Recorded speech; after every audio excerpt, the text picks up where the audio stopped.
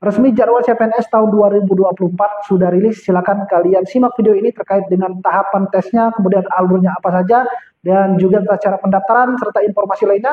Silakan kalian bisa simak video ini sampai selesai agar tidak ada informasi yang ketinggalan. Assalamualaikum warahmatullahi wabarakatuh. Bertemu lagi dengan aku Miri dan masih di channel Mr. Miri. Dan terima kasih teman-teman, sampai sejauh ini kalian masih mengikuti terkait dengan perkembangan CPNS tahun 2024, dan ini per hari ini ada kabar gembira bagi teman-teman yang mungkin sudah menunggu ya. Mulai dari Januari kemarin telah diumumkan bahwa CPNS akan dibuka, tapi sampai saat ini hingga bulan 8 ini atau kurang lebih 8 bulan sudah ada rilis pasti, rilis resmi dikeluarkan dari BKN terkait dengan jadwal pelaksanaan CPNS tahun 2024 ya. Walaupun sebelum-sebelumnya banyak informasi ataupun terkait dengan penundaan-penundaan ya dari jadwal CPNS, dan hal itu adalah lumrah karena ya memang begitu prosesnya, butuh persiapan yang matang agar penerimaan CPNS ini semakin siap tentunya. Dan hari ini sudah resmi jadwal dikeluarkan oleh BKN melalui surat edarannya, yakni terkait dengan jadwal seleksi pengadaan CPNS tahun anggaran 2024 ya kemarin, ataupun banyak teman-teman yang bertanya kok itu nomornya masih tahun 2023, dan ini ada salah pengetikan dari BKN, dan untuk yang terbaru ini sudah dirubah ya menjadi 2024, dan ini pastinya jadwal sudah resmi, sudah fix, kalian bisa cek sendiri di sosial media ataupun di websitenya BKN bahwa jadwal ini sudah resmi atau dikeluarkan oleh instansi BKN. Nah, sebelum itu perlu saya sampaikan bahwa untuk penerimaan CPNS tahun 2024 ini tidak ada lagi yang namanya gelombang 2, gelombang 3 atau CPNS pusat dan CPNS daerah ya.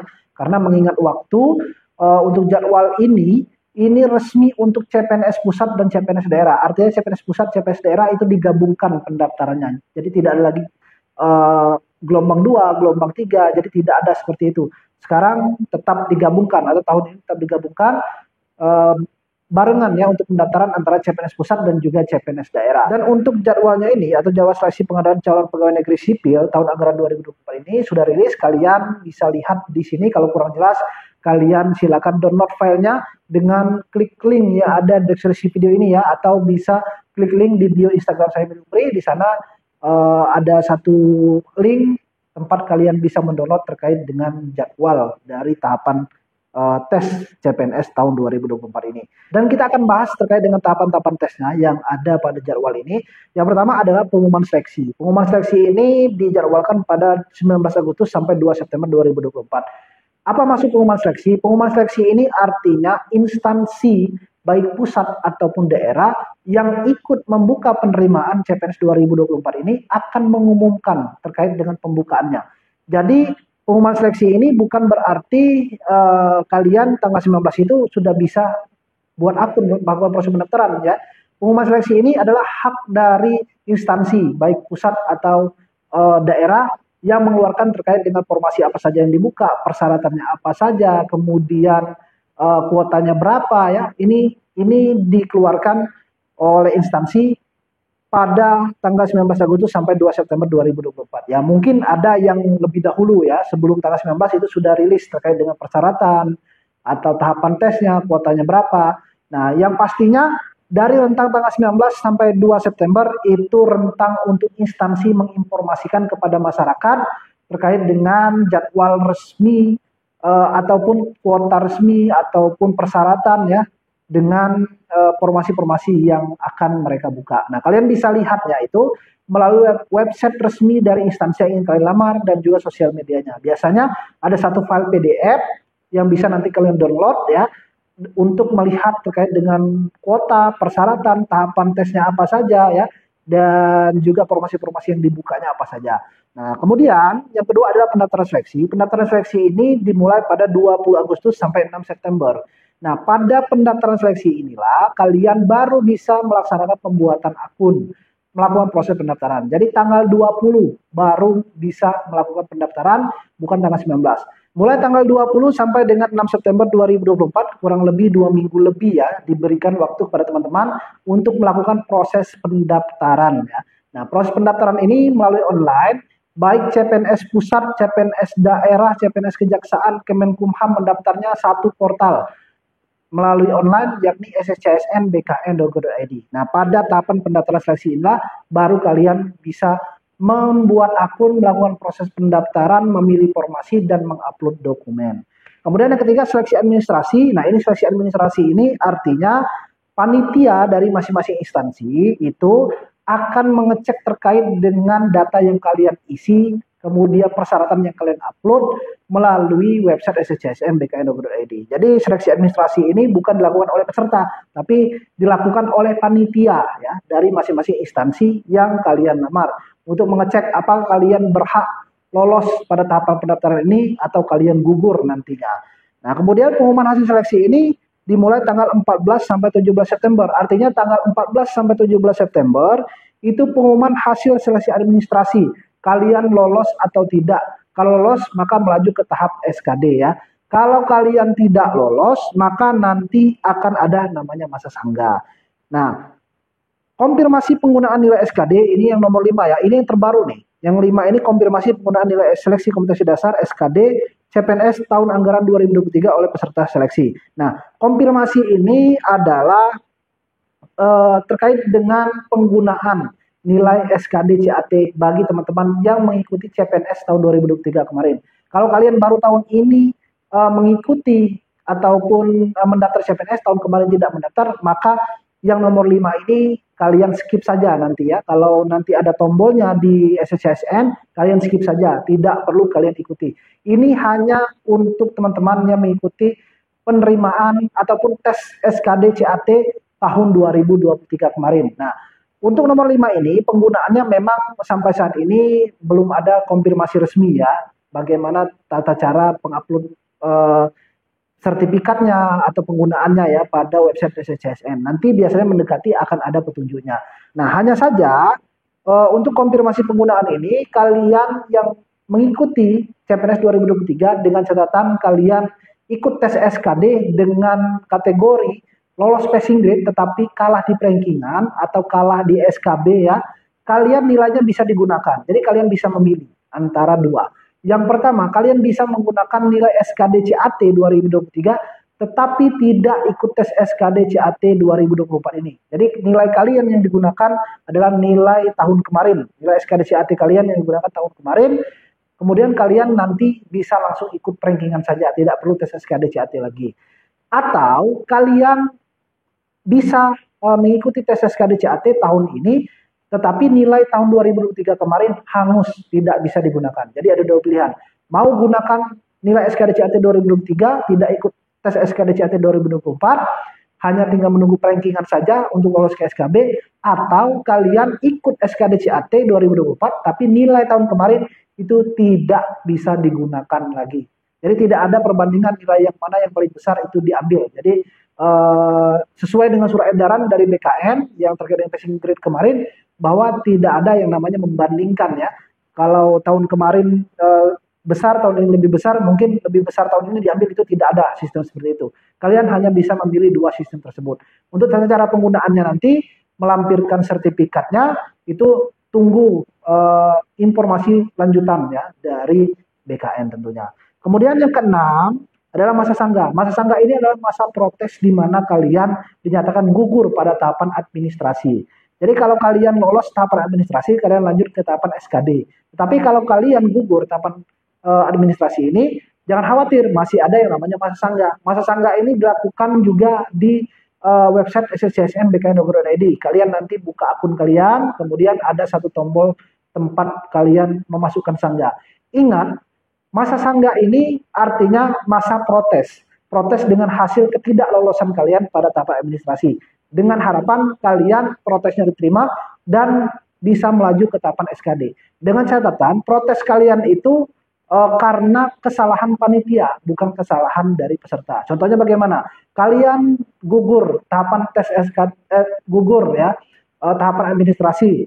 Dengan catatan atau dengan alasan dari panitia, kalian tidak mengupload ijazah misalnya. Kemudian kalian protes karena kalian menganggap bahwa memang sudah mengupload ijazah. Nah, kalian masukkan alasan sangga kalian bahwa kalian telah mengupload ijazah. Nanti akan dicek oleh panitia.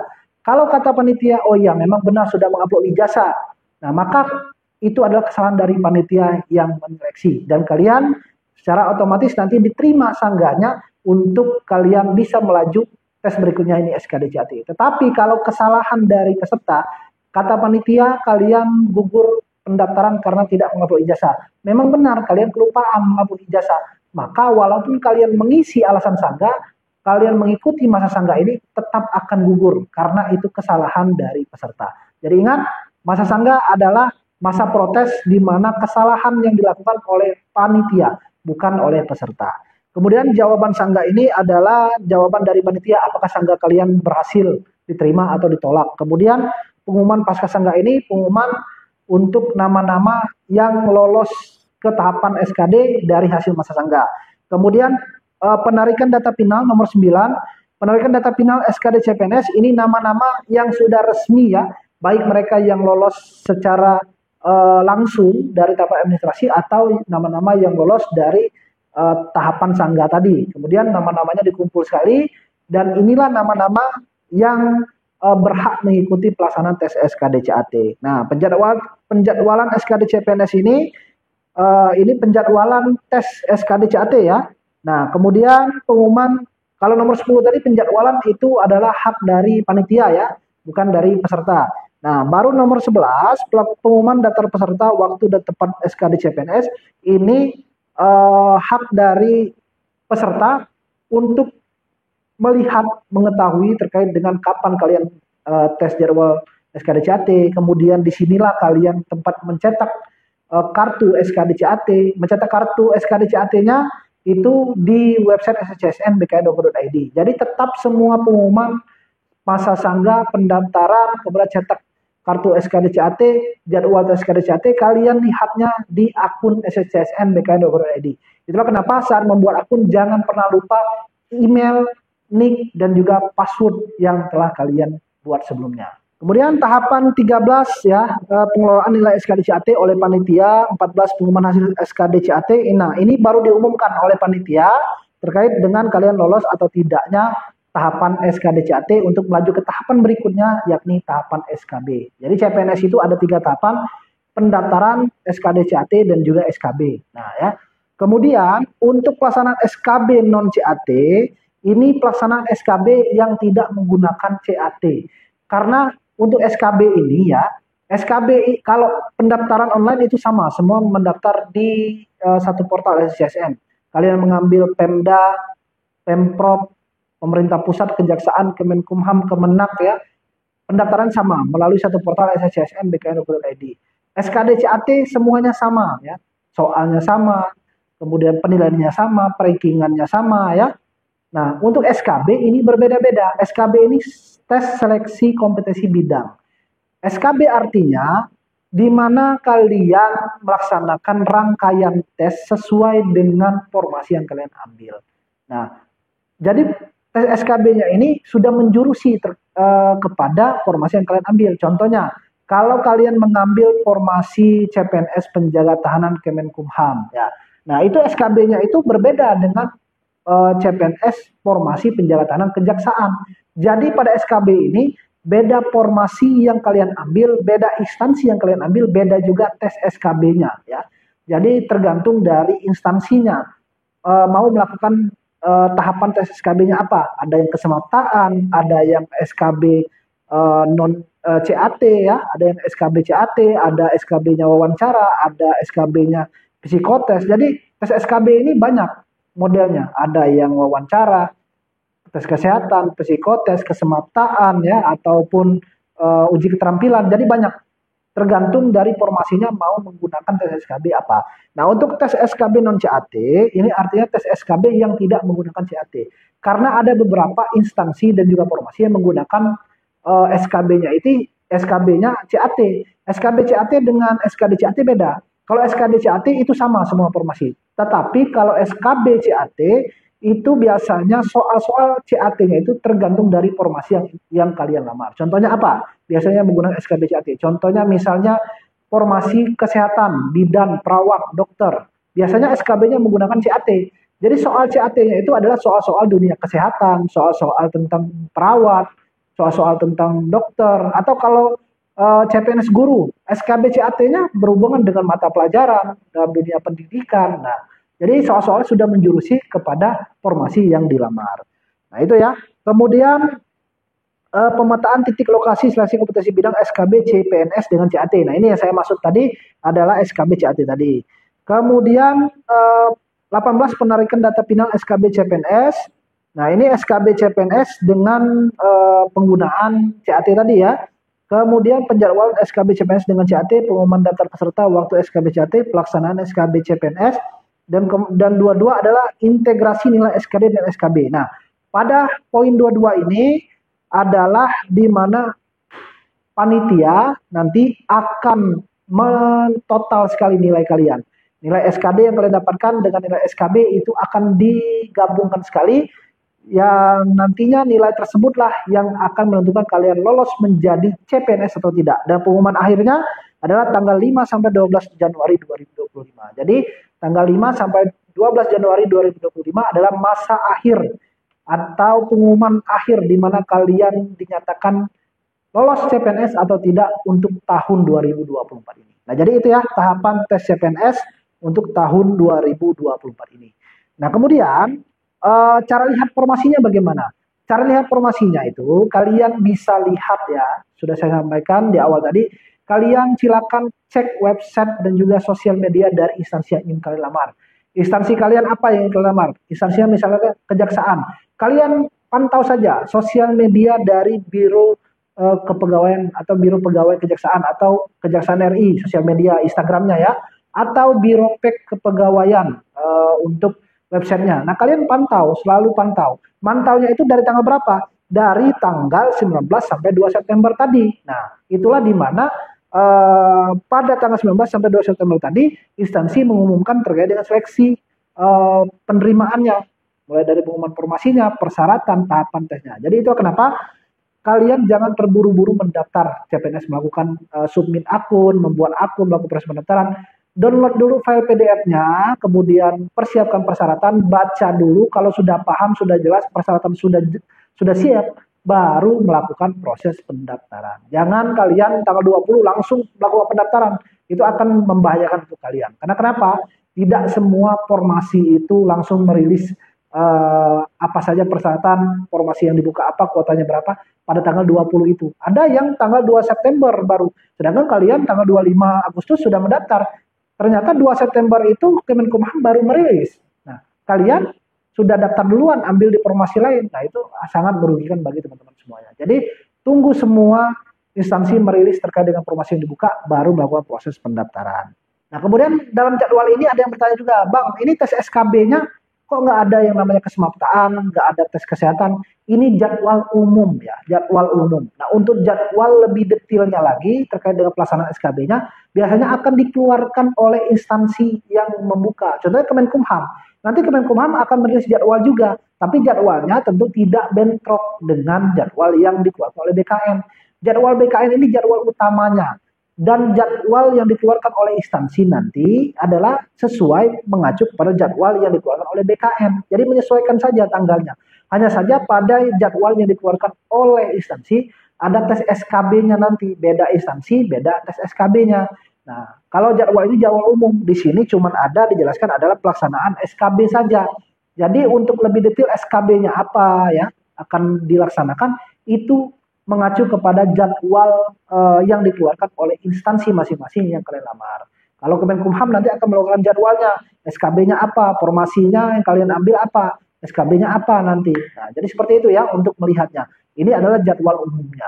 Untuk tata cara pendaftaran dan pembuatan akun ini masih sama modelnya dengan tahun kemarin. Mendaftarnya melalui portal SCSN BKN.id ya. Dan kemudian kalian melaksanakan pembuatan akun, melakukan proses pendaftaran. Dan nanti jika sudah ada terkait dengan tata cara pendaftaran yang terbaru, nanti saya buatkan. Kalau sudah buka, saya buatkan. Atau kalian bisa melihat sebagai referensi video saya sebelumnya. Sudah ada di link deskripsi video ini. Terkait dengan tata cara pendaftaran CPNS melalui laman SCSN BKN.id. Dan semangat persiapan.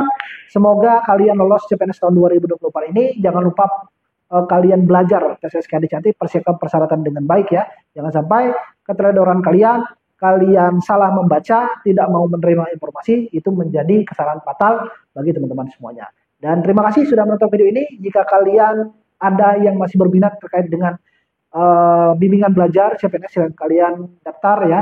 Kelas masih dibuka, silakan. Dan tentunya kelas selesai sebelum pelaksanaan SKD CPNS dimulai. Dan untuk pendaftaran, klik link yang ada di deskripsi video ini atau bisa langsung DM ke Instagram saya. Semangat berjuang dan saya Rio. Wassalamualaikum warahmatullahi wabarakatuh.